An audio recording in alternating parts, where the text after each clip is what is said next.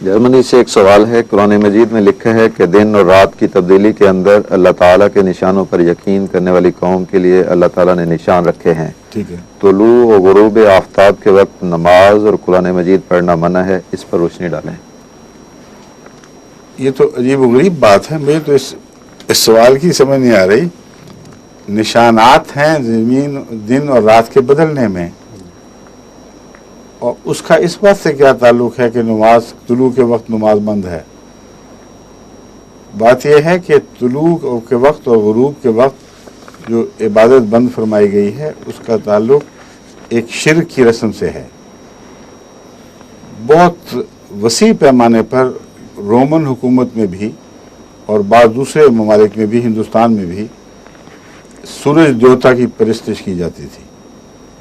یعنی سورج ایک تو ظاہری سورج ہے، اس کو دیوتا اور سمجھ کر اور اس کو ایک خود خدا کا ایک ہمسر سمجھ کر اس کی عبادت کی جاتی تھی، بلکہ بعض کے نزدیک سب سے بڑا خدا ہی سورج دیوتا تھا۔ حضرت ابراہیم علیہ السلام کا جن سے مناظرہ ہوا ہے، اس میں جن لوگوں سے، ان میں سے ایک مناظرے کا ذکر قرآن کریم میں یہ ملتا ہے کہ جب بادشاہ نے کہا کہ میں بھی زندہ کرتا ہوں، خدا اگر مارتا اور زندہ کرتا ہے تو میں بھی مارتا ہوں، یعنی جس کو حکم دوں وہ مارا جاتا ہے، جس کو بچانا چاہوں اس کو زندہ کر لیتا ہوں۔ تو حضرت ابراہیم علیہ السلام نے جواب دیا کہ پھر خدا مشرق سے سورج کو نکالتا ہے اور مغرب میں غروب کرتا ہے، تم مشرق سے کی بجائے مغرب سے نکالو اور مشرق میں غروب کر دو۔ تو بہت الذی کفر، تو ہکا بکا رہ گیا، کیونکہ اس کا اس کے پاس کوئی جواب نہیں تھا۔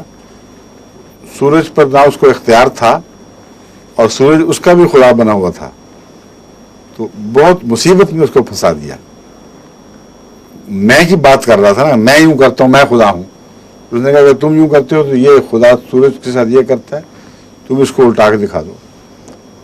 تو سورج کی پرستش خصوصیت سے سورج نکلنے کے وقت اور سورج غروب ہونے کے وقت ہوتی تھی۔ اور یہاں بھی آج کے زمانے میں بھی ایسی کلٹس ہیں جو سورج نکلنے کے وقت خاص تقریبات کرتی ہیں۔ بعض دفعہ سال میں ایک دن سورج کی پرستش کا ان معنوں میں منایا جاتا ہے کہ صبح صبح سیر پر یہ لوگ ٹولیاں بنا کر پہنچتے ہیں اور وہاں میوزک وغیرہ کا انتظام ہوتا ہے، ادھر سورج نکلا اور ادھر یہ اپنی ہمز وغیرہ شروع کر دیتے ہیں۔ براہ راست بات تو نہیں کرتے، مگر اس سورج کے ساتھ ایک احترام کا تعلق ضرور ظاہر کر دیتے ہیں۔ ہم جب کئی دفعہ ایسا ہوا سیر پہ گئے ہیں صبح، تو وہاں ایسی ٹولیاں ہوئی، پتہ لگا یہ ہو کیا رہا ہے، پوچھا جب کہ ہو کیا رہا ہے، تو انہوں نے کہا یہ سورج نکلنے کا دن ہے ان کا۔ تو یہ رواج تھے جن کو توڑنے کے لیے حضرت صلی اللہ علیہ وسلم نے ارشاد فرمایا کہ سورج نکلنا اور ڈوبنے کے وقت سورج کی عبادتوں کا وقت ہے، اس کو کسی طرح خدا کی عبادت کے مشابہ نہیں ہونا چاہیے۔ یہ حکمت تھی صرف۔